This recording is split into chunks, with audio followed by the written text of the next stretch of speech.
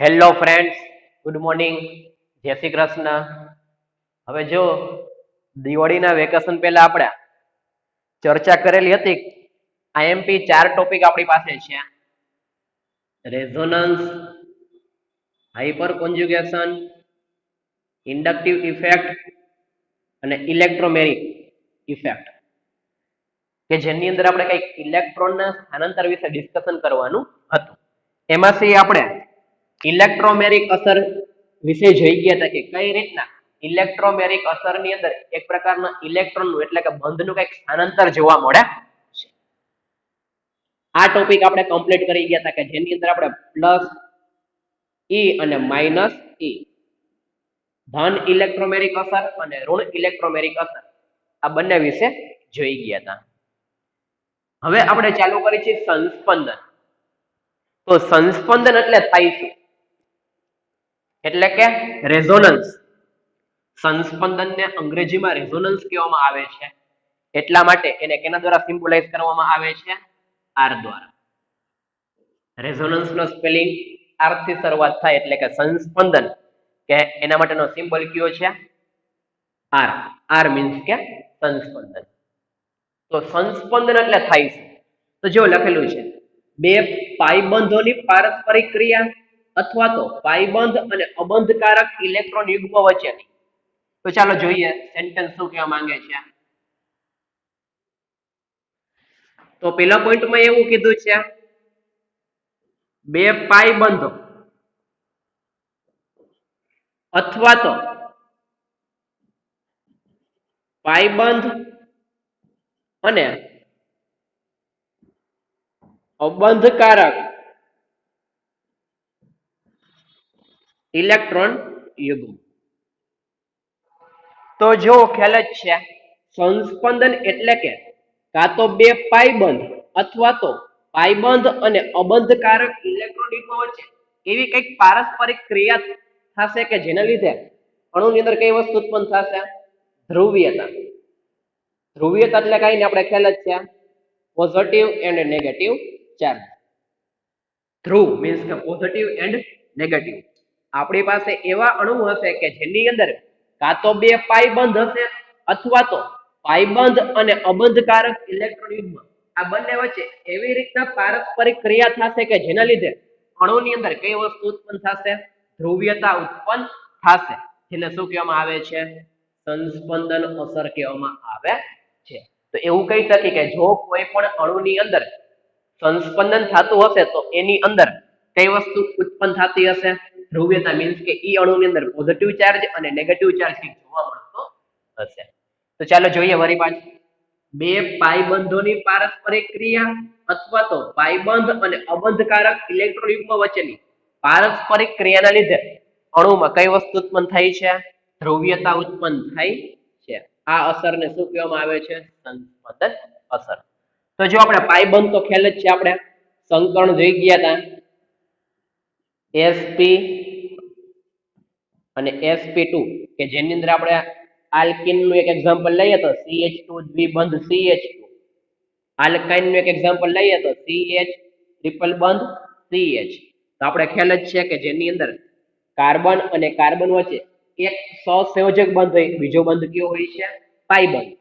આમાં કાર્બન અને કાર્બન વચ્ચે એક સહસંયોજક, બાકીના બે કયા બંધ હોય છે? પાઈ બંધ હોય છે. તો પાઈ બંધ વિશે આપણે ખ્યાલ જ છે. હવે અબંધકારક ઇલેક્ટ્રોન યુગ્મ કેને કહેવામાં આવે છે એ જોઈએ આપણે. તો જો અબંધકારક ઇલેક્ટ્રોન યુગ્મ એટલે શું થાય? તો એ શબ્દમાં જે આવી ગયું છે અબંધકારક. તો જો એવા ઇલેક્ટ્રોન કે જે બંધ બનાવવાની અંદર ભાગ લેતા હોય નહીં, એને શું કહેવામાં આવે છે? અબંધકારક ઇલેક્ટ્રોન યુગ્મ. ફોર એક્ઝામ્પલ તરીકે આપણે એમોનિયાનું એક્ઝામ્પલ લઈએ.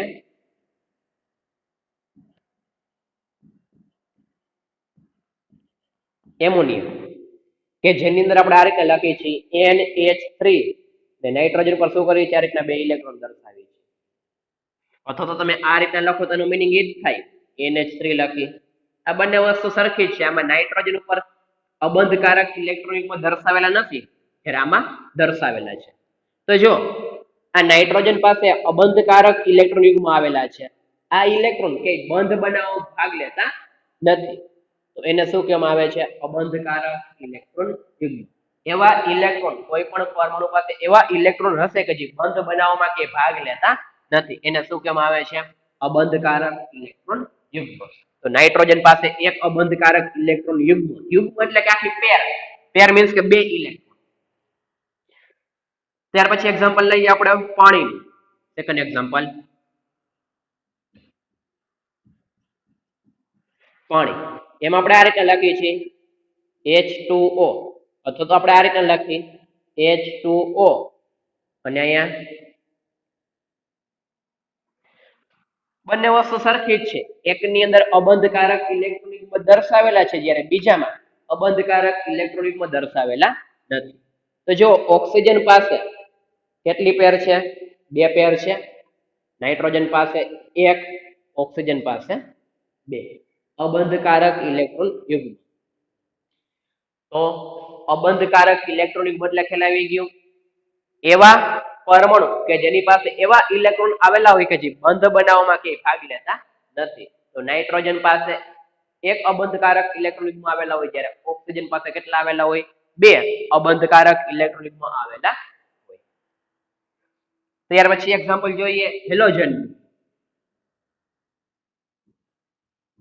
હેલોજન તો આપણે ખ્યાલ જ છે, હેલોજન આપણે કેના દ્વારા દર્શાવીએ છીએ? X દ્વારા. તો હેલોજન પાસે કેટલા?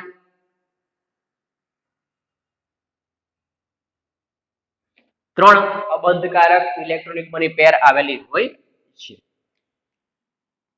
પહેલી પેર, બીજી પેર અને ત્રીજી પેર. આપણે ઓલરેડી ધોરણ 10 ની અંદર કાર્બનિક ચેપ્ટરને ધ્યાનમાં રાખીને એક્ઝામ્પલ આવતું કે જેની અંદર આપણે ચર્ચા કરી ગયા હતા નાઇટ્રોજન, ઓક્સિજન અને હેલોજન કે જેની પાસે 1, 2 and 3 અબંધકારક ઇલેક્ટ્રોન યુગ્મ આવેલા હોય છે. એવા ઇલેક્ટ્રોન કે જે બંધ બનાવવાની અંદર કે ભાગ લેતા નથી.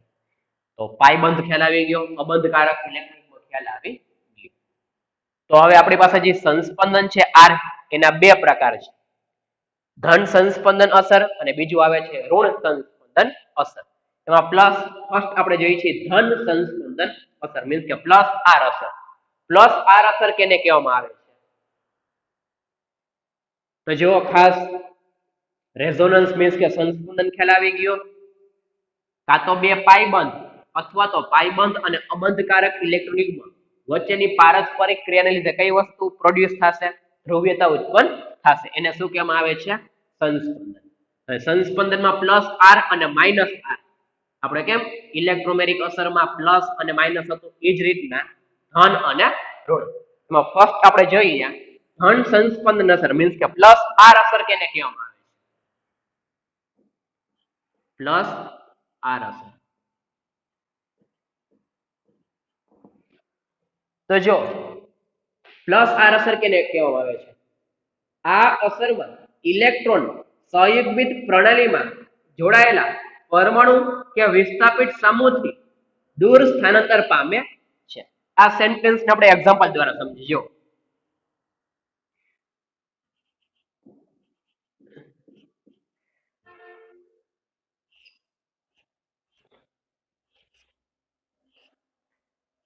આપણી પાસે એક એક્ઝામ્પલ છે એનિલીન. હા, જો અહીંયા આપણી પાસે NH2 ના હોય તો આપણે ખ્યાલ છે એને શું કહેવાય? બેન્ઝીન કહેવાય. હવે એમાંથી આપણે એક હાઇડ્રોજન કાઢીને એની જગ્યાએ કયો સમૂહ મૂકી દીધો છે? ક્રિયાશીલ સમૂહ NH. તો આનું નામ શું થાય? એનિલીન અથવા તો એમિનો બેન્ઝીન, કે જે આપણે IUPAC માં જોઈ ગયા હતા. એનિલીન છે. હવે જો નાઇટ્રોજન પાસે કઈ વસ્તુ? તો આપણે ખ્યાલ છે કે નાઇટ્રોજન પાસે એક અબંધકારક ઇલેક્ટ્રોન યુગ્મ આવેલા હોય. નાઇટ્રોજન હંમેશા કેટલા બંધ બનાવ્યા? ખાસ ધ્યાન રાખજો, નાઇટ્રોજન હંમેશા 3 બંધ બનાવે છે, ત્યારે એની પાસે કેટલા હોય? એક અબંધકારક ઇલેક્ટ્રોન યુગ્મ આવેલા હોય છે. શું કામ? નાઇટ્રોજન, ઓક્સિજન અને હેલોજન નો એ આના પછીનો જ આપણો ટોપિક છે કે શું કામ નાઇટ્રોજન પાસે એક, ઓક્સિજન પાસે 2 અને હેલોજન પાસે 3 અબંધકારક ઇલેક્ટ્રોન યુગ્મ આવેલા હોય છે. નાઇટ્રોજન પાસે એક અબંધકારક ઇલેક્ટ્રોન યુગ્મ અને 3 બંધ બનાવે છે. જોવા નાઇટ્રોજન એક બંધ અહીંયા કાર્બન સાથે, બાકીના બે બંધ હાઇડ્રોજન સાથે. 3 બંધ બની ગયા. તો નાઇટ્રોજન પાસે એક અબંધકારક ઇલેક્ટ્રોનિકમાં આવેલા હોય છે. હવે સંસ્પંદન મીન્સ કે પ્લસ આર અસર. શું કામ આને પ્લસ આર અસર કહેવામાં આવે છે? તો જો શું કીધું છે, ઇલેક્ટ્રોન સંયુગ્મિત પ્રણાલી જોડાયેલા પરમાણુ કે વિસ્થાપિત સમૂહથી દૂર સ્થાનાંતર પામે છે. તો અહીંયા મારી પાસે શરૂઆતમાં બેન્ઝીન હતું, એમાંથી એક હાઇડ્રોજન કાઢીને મીન્સ કે હાઇડ્રોજનનું વિસ્થાપન કેના દ્વારા કર્યું? આ વિસ્થાપિત સમૂહ દ્વારા. હવે જે વિસ્થાપિત સમૂહ છે ને એનાથી ઇલેક્ટ્રોન કેવા થશે? દૂર ભાગશે. કઈ રીતે દૂર ભાગશે? તો જો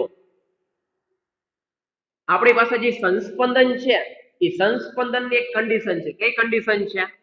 કે આપણી પાસે અબંધકારક ઇલેક્ટ્રોનિકમાં ત્યાર પછી સિંગલ બંધ આવેલો હોવો જોઈએ, અને ત્યાર પછી કયો બંધ આવેલો હોવો જોઈએ? દ્વિબંધ. તો આપણે જે સેન્ટેન્સ જોઈ ગયા પાઈબંધ અને અબંધકારક ઇલેક્ટ્રોનિક, આ જે એક્ઝામ્પલ જોઈ છે આપણે કયું છે? પાઈબંધ અને અબંધકારક ઇલેક્ટ્રોન યુગ્મ. તો ખાસ કન્ડિશન છે સંસ્પંદન માટેની, અબંધકારક ઇલેક્ટ્રોન યુગ્મ સિંગલ બંધ પછી દ્વિબંધ આવેલો હોવો જોઈએ. તો એમાં કઈ વસ્તુ જોવા મળે? સંસ્પંદન જોવા મળે. સંસ્પંદન માટેનો નિયમ છે અબંધકારક ઇલેક્ટ્રોન યુગ્મ, સિંગલ બંધ અને દ્વિબંધ. આલી બાજુ સંસ્પંદન થઈ શકે નહીં. હવે જો સંસ્પંદન માટેની નિશાની આ રીતના દર્શાવવામાં આવે છે. બંને સાઈડ પોસિબલ છે. કઈ રીતના થઈ? જો અબંધકારક ઇલેક્ટ્રોનિકમાં બંને ઇલેક્ટ્રોન અહીંયા ટ્રાન્સફર થાય, તો પાઈ બંધના ઇલેક્ટ્રોન કોણ લઈ લ્યા? કાર્બન. બંને ઇલેક્ટ્રોન ટ્રાન્સફર થાય છે એટલે કમ્પ્લીટ ફૂલી એરો. આનો મીનિંગ એવો થાય બંને ઇલેક્ટ્રોન ત્યાંથી ટ્રાન્સફર થાય છે.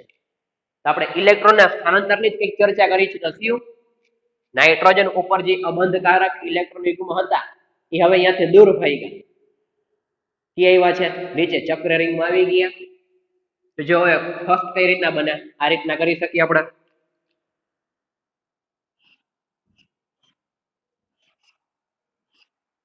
આ દ્વિબંધ એમને, આ દ્વિબંધ એમને.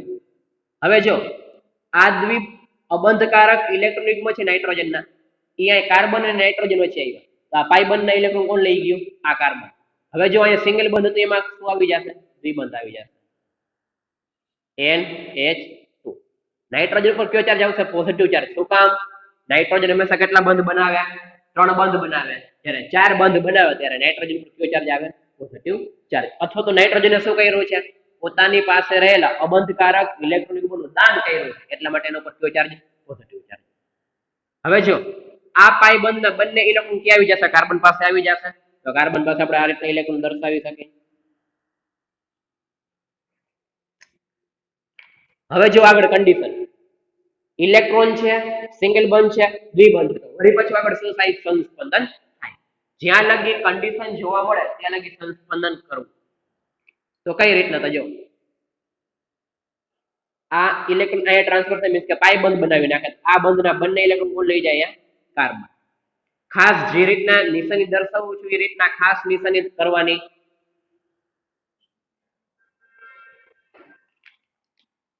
હવે જો કઈ રીતના થાય આમાં,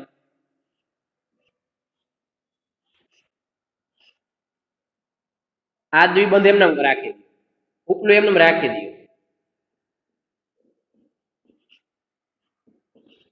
હવે આ ઇલેક્ટ્રોન અહીંયા ટ્રાન્સફર થયા મીન્સ કે અહીંયા દ્વિબંધ બની ગયું.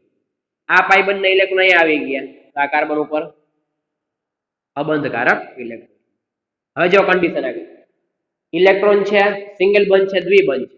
ખાસ કન્ડિશન સંસ્પંદન માટેની અબંધકારક ઇલેક્ટ્રોન યુગ્મ, સિંગલ બંધ અને ત્યાર પછી શું આવવું જોઈએ? દ્વિબંધ આવવું જોઈએ. અબંધકારક ઇલેક્ટ્રોન યુગ્મ, સિંગલ બંધ, દ્વિબંધ. અબંધકારક ઇલેક્ટ્રોન યુગ્મ, સિંગલ બંધ, દ્વિબંધ. અબંધકારક ઇલેક્ટ્રોન યુગ્મ, સિંગલ બંધ અને દ્વિબંધ. આમાં આ રીતના થઈ શકે. નીચે દર્શાવું છું, નીચે લખું છું અહીંયા.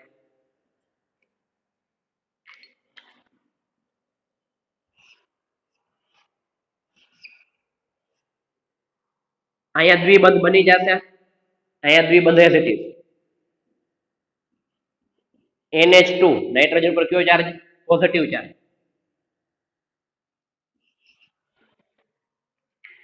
હવે જો વળી પાછું ઇલેક્ટ્રોન છે, સિંગલ બંધ છે, દ્વિબંધ છે. તો આ અહીંયા ટ્રાન્સફર થાય, નાઇટ્રોજન વળી પાછા પોતાના ઇલેક્ટ્રોન લઈ લે. એટલે ફર્સ્ટ અને લાસ્ટ બંને કેવા આવી જશે? સેમ આવી જશે, પરંતુ ડિફરન્ટ કી આવશે એ ચેક કરી. ચાલો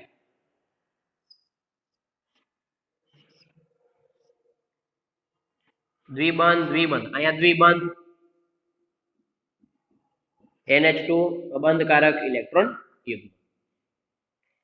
જો આનો મિનિંગ એવો થાય, અહીંથી વળી પાછું પાઈ મળે, આમાંથી આમાંથી અને આમાંથી આ ટુ સાઈડ છે, મીન્સ કે બંને સાઈડ પોસિબલ છે. સંસ્પંદન રેઝોનન્સ, પેલું અને છેલ્લું જો આને એનિલિન કહેવાય, આને એનિલિન કહેવાય, અથવા તો આને એમિનો બેન્ઝીન કહેવાય, આને એમિનો બેન્ઝીન કહેવાય, પરંતુ ડિફરન્ટ ક્યાં છે? જો અહીંયા જ્યાં આપણી પાસે દ્વિબંધ હતો અહીંયા હવે કયો આવી ગયો છે? સિંગલ બંધ.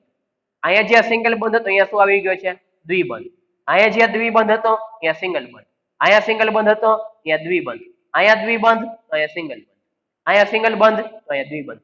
મીન્સ કે સંસ્પંદન કરી છે તો બેન્ઝીનમાં રહેલા પાઈ બંધની પોઝિશન કેવી થઈ જાય છે? ચેન્જ થઈ જાય છે.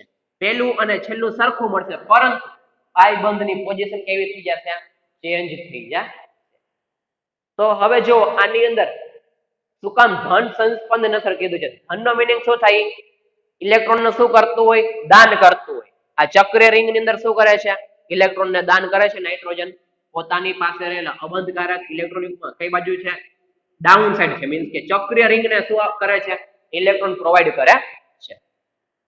તો આ અસરમાં ઇલેક્ટ્રોન સંયુગ્મિત પ્રણાલીમાં જોડાયેલા પરમાણુ કે વિસ્થાપિત સમૂહથી દૂર સ્થાનાંતર પામે છે. તો આપણી પાસે વિસ્થાપિત સમૂહ છે NH2, એમાંથી નાઇટ્રોજન પાસે જે અબંધકારક ઇલેક્ટ્રોનિક છે એનાથી કેવા થાય છે? દૂર જાય છે. કેની અંદર આવે છે? ચક્રીય રિંગ ની અંદર આવે છે સંસ્પંદન દ્વારા. તો જો ધ્રુવીયતા ઉત્પન્ન થાય, નેગેટિવ ચાર્જ પોઝિટિવ ચાર્જ, સંસ્પંદનના લીધે કઈ વસ્તુ ઉત્પન્ન થાય છે? ધ્રુવીયતા ઉત્પન્ન થાય છે.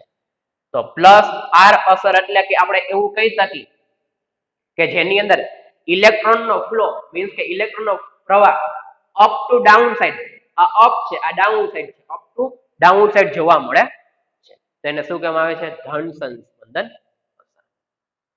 સંસ્પંદનને દર્શાવવાની રીત છે ટુ સાઈડ કન્ટિન્યુ, વળી પાછું આમાંથી આ પણ મળી ખ્યાલ આવી ગયો. પહેલું અને છેલ્લું સરખું, પરંતુ પાઈ બંધની પોઝિશન કેવી થઈ જશે? ચેન્જ થઈ જાય છે, જોવા જ મળે છે. જ્યાં દ્વિબંધ હોય ત્યાં સિંગલ બંધ થાય ને જ્યાં સિંગલ બંધ હોય કેવું થઈ જાય છે?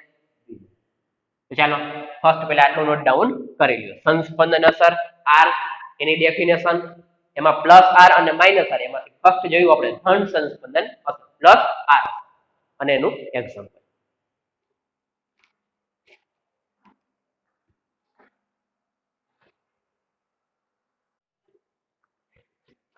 હવે જો ખાસ ધ્યાન રાખવા જેવી બાબત કઈ છે આની અંદર સંસ્પંદન ની અંદર? તો પેલી કન્ડિશન તો આપણે ખ્યાલ જ છે, અલ્ટરનેટ પોઝિશનમાં આવેલું હોવું જોઈએ. અલ્ટરનેટ પોઝિશનમાં કઈ વસ્તુ? તેમાંથી આપણે પહેલું એક્ઝામ્પલ કેનું જોયું? અબંધકારક ઇલેક્ટ્રોન યુગ્મ અને પાઈ બંધ.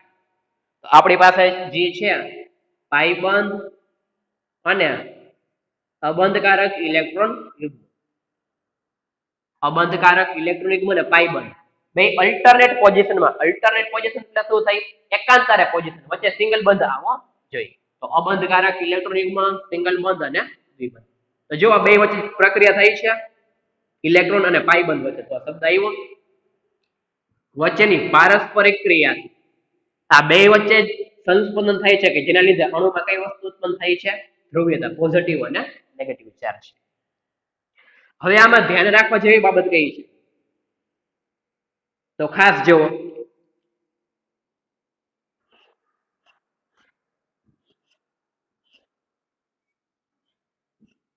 આમાં આપણે આ રીતના કરીએ છીએ કે ઇલેક્ટ્રોન અહીંયા આવે તો વચ્ચે દ્વિબંધ બની ગયો,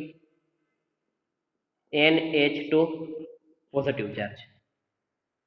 હવે આ બંધના જે ઇલેક્ટ્રોન જે કાર્બન ઉપર છે, તો ખોટી રીત તમને કહું છું, ખાસ ધ્યાન આપજો. આ રીતના ક્યારેય દર્શાવવું નહીં. આ જે પાઈ બંધ છે ને આ રીતના ક્યારે આમ દર્શાવવા નહીં. જો કઈ રીતના વળી પાછું કહું છું તમને, ખાસ ધ્યાન આપજો આની અંદર. વળી પાછું એક ફેર રિવાઇઝ કરું છું પહેલેથી.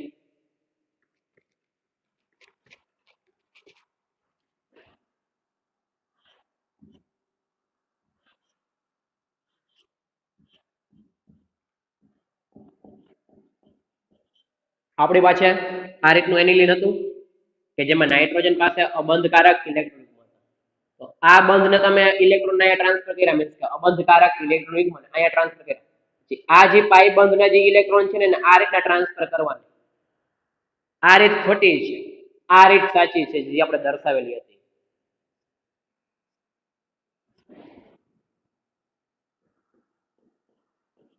અબંધકારક ઇલેક્ટ્રોન યુગ્મ તો આ અહીંયા ટ્રાન્સફર થાય તો આ પાઈ બંધના ઇલેક્ટ્રોન આ કાર્બન જ લઈ જાય. જો આમાં કાર્બન ઉપર જાય છે, આમાં કંઈક વચ્ચે મૂક્યા છે. આ સાચું છે, આ કેવું છે? ખોટું છે. તો ખાસ જે વક્ર તીરનો ઉપયોગ કરી છે એ કાર્બન ઉપર જ ઇલેક્ટ્રોન આવે, ત્યાર પછી આ કાર્બન ઉપર આવે, ત્યાર પછી આ કાર્બન ઉપર આવે કે જે આપણે જોઈ ગયા સંસ્પંદન દ્વારા. આમ ક્યારેય કરવાનું નહીં.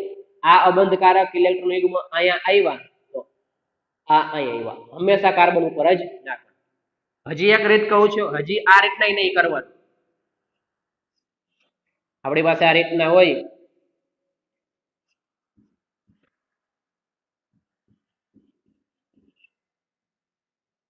આ અબંધકારક ઇલેક્ટ્રોન યુગ્મ અહીંયા આવ્યા અને આ અહીંયા આવ્યા.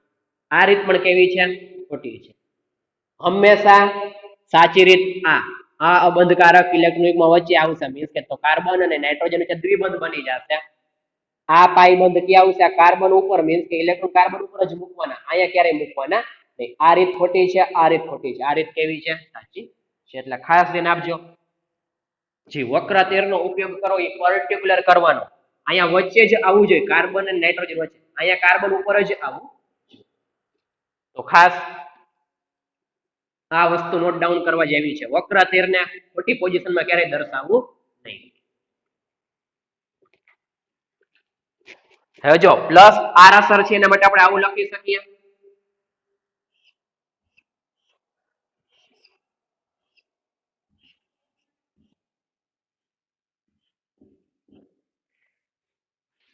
કે જ્યાં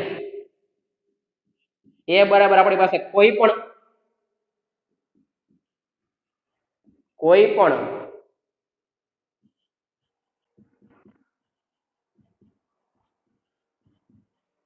ક્રિયાશીલ સમૂહ અથવા તો વિસ્થાપિત સમૂહ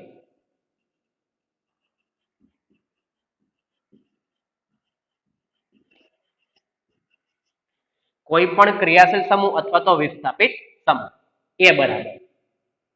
હવે જો એ પ્લસ આર અસર દર્શાવતા હશે તો એની પાસે ઓછામાં ઓછા એક અબંધકારક ઇલેક્ટ્રોન યુગ્મ આવેલા હોવા જોઈએ. અહીંયા આપણી પાસે કોઈ પણ ક્રિયાશીલ સમૂહ હોય અથવા તો કોઈ પણ વિસ્થાપિત સમૂહ હોય, એ પરમાણુ પાસે ઓછામાં ઓછા એક અબંધકારક ઇલેક્ટ્રોન યુગ્મ આવેલા હોવા જોઈએ. તો પ્લસ આર અસર હશે તો ઇલેક્ટ્રોનની ઘનતાનો પ્રવાહ કઈ બાજુ હશે? નીચેની સાઈડ હશે. તો આપણે આવું લખી શકીએ, ઇલેક્ટ્રોનની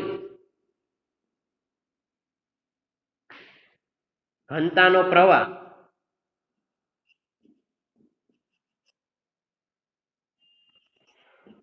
ઉપરથી નીચેની બાજુ મીન્સ કે જે ઇલેક્ટ્રોનની જે ઘનતા છે, ઇલેક્ટ્રોનની ડેન્સિટી છે, એનો પ્રવાહ ઉપરથી નીચેની બાજુ હોય છે, જે આપણે એક્ઝામ્પલ દ્વારા સમજી. તો એક કોમન ફોર્મ્યુલા દર્શાવેલી છે. એરોમેટિક રિંગ છે, ઈ કાર્બન સાથે એવા પરમાણુ અથવા તો એવા અણુ જોડાયેલા હોય કે જેની પાસે ઓછામાં ઓછા એક અબંધકારક ઇલેક્ટ્રોન આવેલા હોય તો એ પ્લસ આર અસર દર્શાવશે કે જેની અંદર ઇલેક્ટ્રોનની ઘનતાનો જે પ્રવાહ છે કે હશે અપ ટુ ડાઉન મીન્સ કે ઉપરથી નીચે, કે જ્યાં એ બરાબર કોઈ પણ ક્રિયાશીલ સમૂહ અથવા તો વિસ્થાપિત સમૂહ. હજી એક પોઈન્ટ કરી લઈ, કોઈ પણ અણુ હોય કે પછી કોઈ પણ વિસ્થાપિત સમૂહ હોય કે પછી કોઈ પણ ક્રિયાશીલ સમૂહ હોય કે જેની પાસે ઓછામાં ઓછા એક અબંધકારક ઇલેક્ટ્રોન યુગ્મ આવેલ હોવું જોઈએ. આપણી પાસે જે પરમાણુ છે એ પરમાણુ અથવા તો કોઈ પણ ક્રિયાશીલ સમૂહ અથવા તો વિસ્થાપિત સમૂહ કે જેની પાસે ઓછામાં ઓછા એક અબંધકારક ઇલેક્ટ્રોન યુગ્મ આવેલા હોવા જોઈએ. તો ખાસ આઈએમપી આખું ઓવરવ્યુ છે પ્લસ આર અસરનું. ઇલેક્ટ્રોનની ઘનતાનો પ્રવાહ ઉપરથી નીચે ક્રિયાશીલ સમૂહ અથવા તો વિસ્થાપિત સમૂહ પાસે ઓછામાં ઓછા એક અબંધકારક ઇલેક્ટ્રોન યુગ્મ આવેલા હોવા જોઈએ. તો ચાલો આખું ઓવરવ્યુ પ્લસ આર અસરનું નોટ ડાઉન કરી લો બુકની અંદર.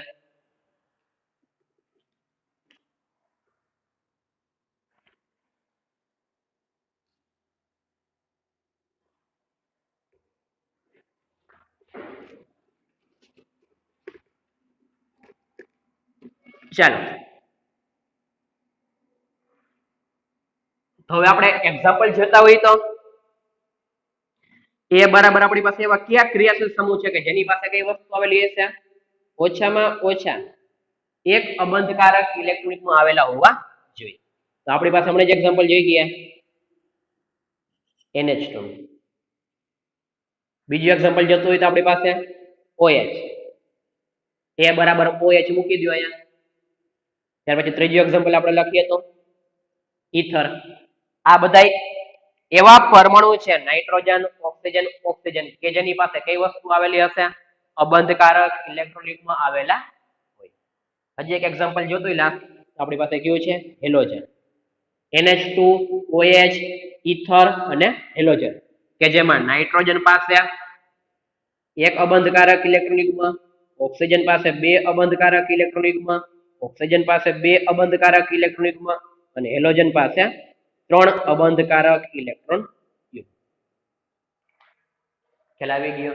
તો એ બરાબર એક્ઝામ્પલ આપેલા છે કે આવા ક્રિયાશીલ સમૂહ હોઈ શકે NH2 OH ઈથર છે હેલોજન છે કે જેની પાસે ઓછામાં ઓછું એક અબંધકારક ઇલેક્ટ્રોન યુગ્મ છે કે જે શું કરશે સંસ્પંદન કરશે એટલે કે ઇલેક્ટ્રોનની ઘનતાનો જે પ્રવાહ છે ક્યાં કરશે ઉપરથી નીચેની બાજુ.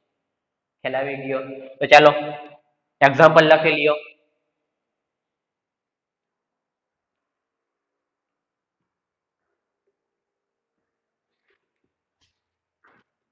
હવે જો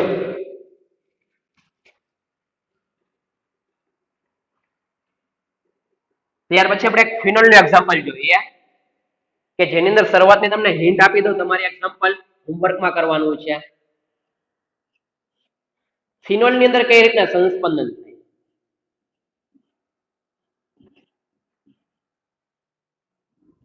તો ઓક્સિજન પાસે કેટલા તો આપણે જોઈ ગયા બે અબંધકારક ઇલેક્ટ્રોનિકમાં આવેલા. તો પ્રશ્ન થાય કે સર આમાં કઈ રીતના સંસ્પંદન કરશે કેટલા ભાગ લેશે અબંધકારક ઇલેક્ટ્રોન યુગ્મ. તો ખાસ ધ્યાન આપજો સંસ્પંદનની અંદર હંમેશા એક જ અબંધકારક ઇલેક્ટ્રોનિકમાં ભાગ લઈ શકે. શું કામ તો બંધ બનાવવા આપણે કેટલી ઇલેક્ટ્રોનની જરૂર પડે બે ઇલેક્ટ્રોનની જરૂર પડે. તો ફર્સ્ટ સ્ટેપ હું તમને કરી દઉં છું ત્યાર પછીના સ્ટેપ તમારે હોમવર્કમાં કરવાના રહેશે.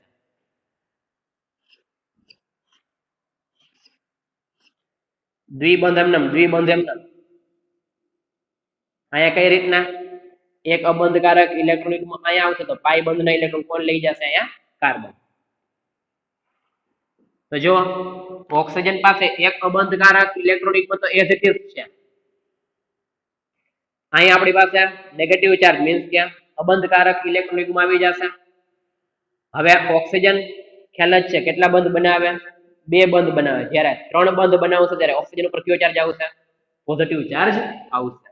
તો આપણે જોઈ ગયા એ મુજબ જ ઓક્સિજને કેટલા બંધ બનાવ્યા છે અહીંયા ત્રણ બંધ 1 2 3.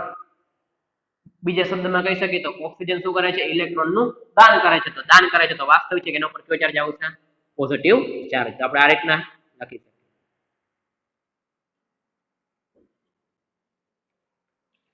પોઝિટિવ નેગેટિવ ધ્રુવીયતા ઉત્પન્ન થઈ. હવે જો અબંધકારક ઇલેક્ટ્રોનિકમાં સિંગલ બંધ દ્વિબંધ કન્ટિન્યુ વળી પાછું આની પહેલાનું જે એક્ઝામ્પલ જોઈ ગયા હતા એ મુજબ તમારે કન્ટિન્યુ હવે આગળ સંસ્પંદન કરવાનું રહેશે.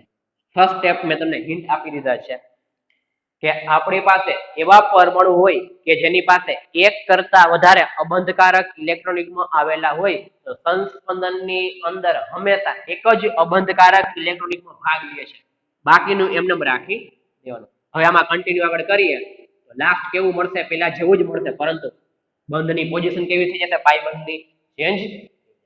ખ્યાલ આવી ગયો? તો આજના લેક્ચરની અંદર આપણે સંસ્પંદન વિશે જોઈ ગયા. સંસ્પંદન કેને કહેવામાં આવે છે? એમાં પહેલું ધન સંસ્પંદન અસર પ્લસ આર. પ્લસ આવે એટલે કે ઇલેક્ટ્રોન શું કરતો હોય? દાન કરતો હોય. દાન કરતો મીન્સ કે અપ ટુ ડાઉન સાઈડ ઇલેક્ટ્રોનની ઘનતાનો પ્રવાહ હોય, કે જે આપણે એક્ઝામ્પલ એનિલિન નું જોઈ ગયા, કે જેની અંદર એનિલિન NH2 હોઈ શકે, ઇથર હોઈ શકે, OH હોઈ શકે, હેલોજન હોઈ શકે, કે જે કઈ અસર દર્શાવે છે?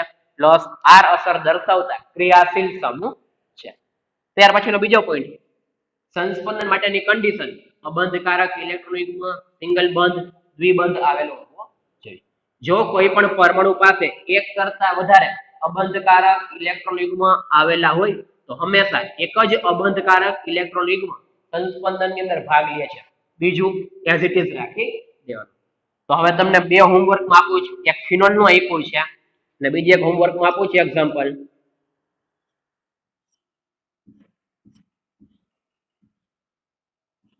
ક્લોરોબેન્ઝિન. આ બંનેના એક્ઝામ્પલ તમારે હોમવર્કમાં પ્લસ આર અસર માટે સંસ્પંદન કરવાનું છે. ખ્યાલ આવી ગયો? તો આપણે આજે અહીંયા લગી